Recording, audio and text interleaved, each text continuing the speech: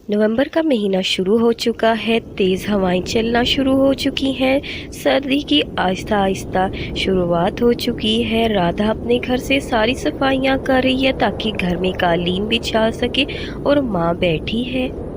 अरे राधा बिटिया, कोई काम मुझे भी करने दिया कर, सारे काम अकेली करती है मेरी बच्ची, थक जाएगी। अब सर्दियों के लिए कालीन बिछानी है, पूरे घर की सफाई तू अकेले कर रही है, मुझे भी कोई काम करने दिया कर। मेरी प्यारी माँ, मैं हूँ ना घर में, आप क्यों काम करेंगी? जवान बेटी है तो बूढ़ी माँ से काम करवाएगी क्या? मैं हूँ ना आपका और पिताजी का ख्याल रखने के लिए। आप बस आराम से बैठिए। सर्दी तेज होती जा रही है, देखिए घर में कितनी ठंडी हवाएं आ रही हैं, फर्श भी ठंडा है, मैं कालीन भी बिछा देती हूँ और फिर पर्दा भी लगा दूंगी खिड़की और दरवाजे में। राधा घर की सफाइयां करने के बाद एक पुरानी सी कालीन बिछा देती है ताकि फर्श की कुछ ठंडक से बचा जा सके। माँ चलिए, कालीन तो बिछ गई, अब माँ मैं बाद में पर्दा लगा दूंगी खिड़की और दरवाजे में। पहले ऐसा करती हूँ, खाना पका लेती हूँ क्योंकि पिताजी आने वाले होंगे और उन्हें भूख लगी होगी। ठीक है माँ? राधा फिर घर के अंदर ही चूल्हे पर खाना बना रही थी। बहुत ज्यादा तेज हवाएं चल रही थी। फिर उसके पिताजी थोड़ी देर में खांसते खांसते आते हैं। अरे पिताजी, क्या हुआ? आपकी तबीयत तो ठीक है, खांस रहे हैं और आपको सर्दी भी बहुत लग रही है। क्या हुआ पिताजी? आइए बैठिए। अरे मेरी बच्ची, बहुत ज्यादा ठंड लग रही है, बूढ़ा शरीर है ना, अब एक बनियान में गुजारा नहीं होता। तू मेरे कपड़े गरम निकाल के उनको हवा लगवा दे, कल से गरम कपड़े पहन के जाऊंगा, बहुत ज्यादा सर्दी लग रही है। ठीक है पिताजी, आप बैठिए, थोड़ी देर गर्म कमरे में बैठिए, आपको अच्छा लगेगा। मैं पर्दा भी लगा दूंगी खिड़की और दरवाजे में, फिर ठंड नहीं आएगी और मैं आपके कपड़े भी निकाल दूंगी। आप बैठिए। राधा फिर खाना बनाती है और अपने बूढ़े माँ बाप को देती है। राधा अपने माँ बाप का बहुत ज़्यादा ख्याल रखती थी और उनको किसी भी चीज़ की परेशानी नहीं होने देती थी। राधा बिटिया, खाना खा के जरा पर्दे लगा दे खिड़की और दरवाजे में, बहुत ठंडी हवाएं आ रही हैं। हमारा बूढ़ा शरीर हो गया है, अब हमसे सर्दी बर्दाश्त नहीं होती है, तो नवंबर ही, लेकिन हमें बहुत सर्दी लग रही है। खाना खाने के बाद राधा खिड़की और दरवाजे में पर्दा लगा देती है। ये तो है राधा जो अपने माता पिता का बहुत ख्याल रखती है, मगर दूसरी तरफ एक है नताशा जो राधा के बगल वाले घर में रहती थी, जो बहुत ही घमंडी किस्म की लड़की थी, अमीरी का बहुत ज़्यादा रोब झाड़ती थी और किसी काम को हाथ न लगाती। उसकी माँ ही उसके लिए नाश्ता बनाती, उसे जगाती, सारे काम माँ ही देखती थी। ओहो मम्मी, अभी तो 11 बजे थे, आपने मुझे जगा दिया। चलिए अच्छा, मेरे लिए एक अच्छा सा नाश्ता बना दीजिए, मैं जल्दी से फ्रेश होकर आती हूँ। मम्मा अच्छा सा नाश्ता बनाइए। नताशा का हर रोज का यही था, वो सुबह 11 बजे ही सोकर उठती थी।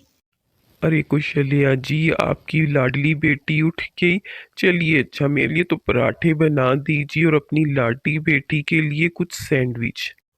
अरे हाँ हाँ, आपकी बेटी उठ गई है, लेकिन मुझे बहुत बुरा लगता है, उसकी ब्याने की उम्र हो गई है, लेकिन अभी तक उसे घर की जिम्मेदारियों का पता ही नहीं है। हमारी बेटी का क्या होगा? नताशा को घर के कोई काम नहीं आते थे, जिसकी वजह से उसकी माँ बहुत ज़्यादा चिंता करती थी। फिर उसकी माँ नाश्ता बनाकर टेबल पर ले आती है तो, मम्मी मेरा नाश्ता तो हो गया, मुझे कुछ पैसे दे दीजिए, मैंने कुछ गर्म कपड़े लेने और अपने कमरे के लिए नई रज़ाई, नए कंबल लेने हैं, मुझे पैसे दे दीजिए। अरे बेटी, तुम्हारे पास इतने गर्म कपड़े तो हैं, तुमने पिछले साल भी नए कंबल रज़ाई लिए थे, फिर नए क्यों लेने हैं तुमने? ओहो मम्मी, मैं कोई गरीब थोड़ी ना हूँ जो हर साल पुराने पिछले साल के कपड़े पहनूंगी और नए कंबल और रजाई लेते हुए हिचकिचाऊंगी। मम्मी हमारे पास बहुत पैसा है, आप ऐसा करिए, मेरे जो पिछले साल के कपड़े हैं ना, वो हमारे बगल में रहती है ना राधा, उसको और उसकी फैमिली को दे दीजिए, मैं तो नए ही लूंगी।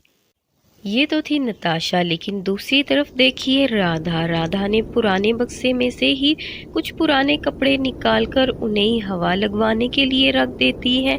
साथ में अपने घर में खिड़की दरवाजे में पर्दे लगा कर रखती है और अपने पिताजी को ठंड ना लगे इसलिए उनके पास कुछ लकड़ियां जलाकर रख देती है ताकि कमरा गर्म रहे और पिताजी को ठंड भी ना लगे। वो अपने माता पिता का बहुत ख्याल रखती थी। अरे मेरी बच्ची, ये तूने बहुत अच्छा किया जो दरवाजे और खिड़की में पर्दे लगा दिए। अब ठंडी हवाएं अंदर नहीं आ रही और ये जो लकड़ियां तूने जलाई है ना, इससे कमरे में कितनी अच्छी गर्माहट हो रही है। बेटी तू बहुत अच्छी है, ऊपर वाला तेरे जैसी बेटी हर किसी को दे। शाबाश बच्ची।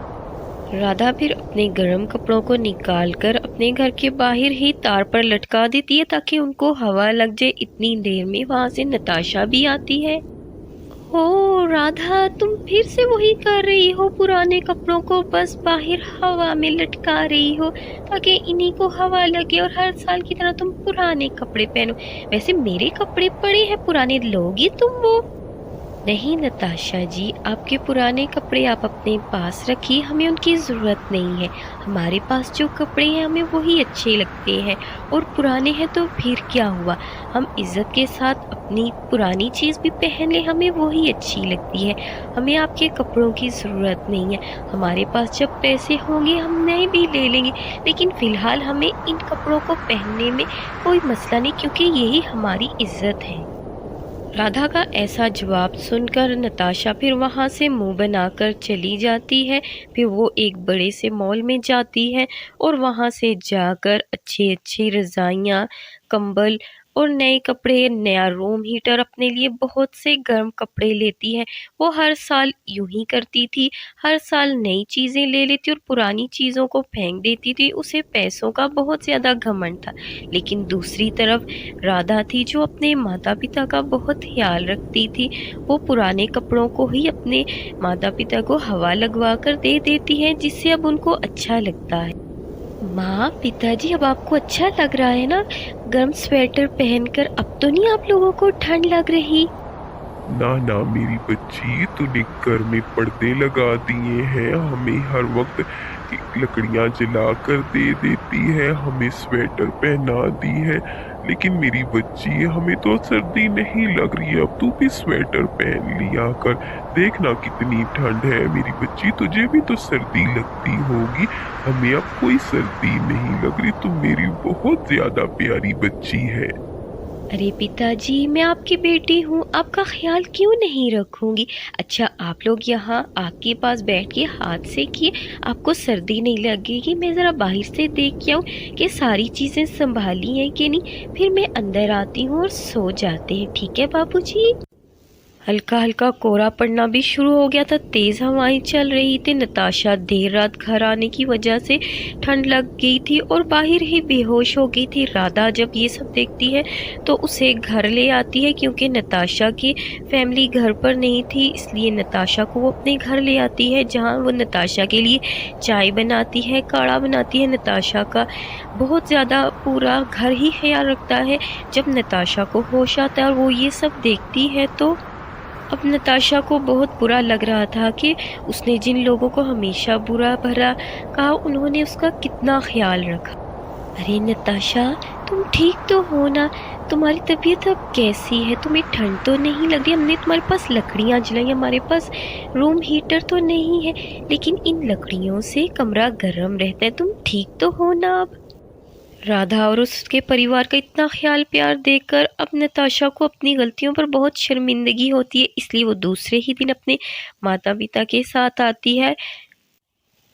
राधा, ये देखो, मैं तुम्हारे लिए नए कंबल, रजाइयाँ, गर्म कपड़े और रूम हीटर ले कर आई हूँ।